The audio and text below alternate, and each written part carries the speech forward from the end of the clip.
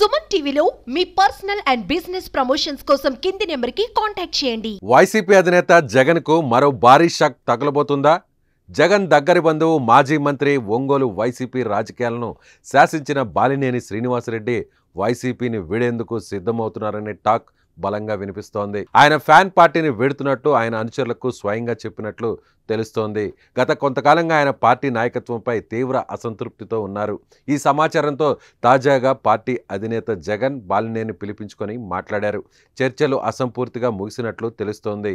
వైసీపీకి రాజీనామా చేసే యోచనలో బాలినేని ఉన్నట్లు ఆయన సన్నిహిత వర్గాల ద్వారా తెలుస్తోంది. నేడో రేపో పార్టీకి బాలినేని రాజీనామా చేసే అవకాశం ఉందంటున్నారు ఆయన సన్నిహితులు. జగన్కు బాలినేని శ్రీనివాస్ బంధువు కూడా వైసీపీ రాజ్యసభ సభ్యుడు వైవి సుబ్బారెడ్డికి స్వయంగా బావ కూడా అవుతారు. ఒంగోలు అసెంబ్లీ ఎన్నికల ఫలితాలపై బాలినేని శ్రీనివాసరెడ్డి అనుమానాలు వ్యక్తం చేస్తూ ఇటీవల ఈసీని కోరిన విషయం తెలిసిందే. నియోజకవర్గ పరిధిలో 12 బూత్లలో ఈవీఎంలను వెరిఫికేషన్ అలాగే వీవీప్యాట్లను లెక్కించేందుకు మాక్ పోలింగ్ చేపట్టాలని పట్టుబట్టారు. ఆయన చేసిన పోరాటంలో వైసీపీ అధినాయకత్వం సరిగ్గా సహకరించలేదని అప్పటి నుంచి బాలినేని తీవ్ర అసంతృప్తితో ఉన్నట్టుగా తెలుస్తోంది. ఇప్పుడు అది బయటకు వస్తున్నట్లు సమాచారం. 2012లో కాంగ్రెస్ ప్రభుత్వంలో మంత్రి పదవికి ఆ తర్వాత పార్టీకి రాజీనామా చేసి జగన్కు మద్దతుగా వైసీపీలో చేరారు బాలినేని. ఆ తర్వాత ఒంగోలు నుంచి ఉప ఎన్నికల్లో వైసీపీ టికెట్పై పోటీ చేసి గెలుపొందారు. 2019లో వైసీపీ ప్రభుత్వంలో 2.5 సంవత్సరాలు మంత్రిగా పనిచేశారు. ఆ తర్వాత మంత్రి పదవి నుంచి తొలగించడంతో తీవ్ర అసంతృప్తికి లోనయ్యారు బాలినేని శ్రీనివాసరెడ్డి.